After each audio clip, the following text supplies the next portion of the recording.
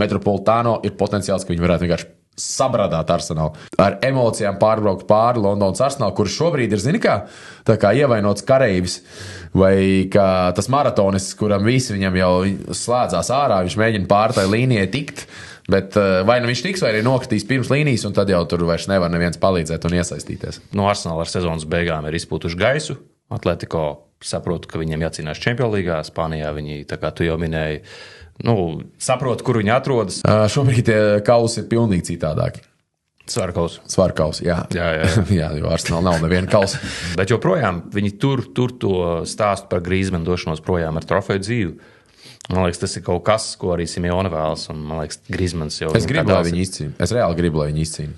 Arī kā Madrids Real fans. Jā, es esmu Real Madrid fans, bet es esmu arī Spānijas futbola fans, un es īstenībā gribētu, lai Atletico Madrid izcīna.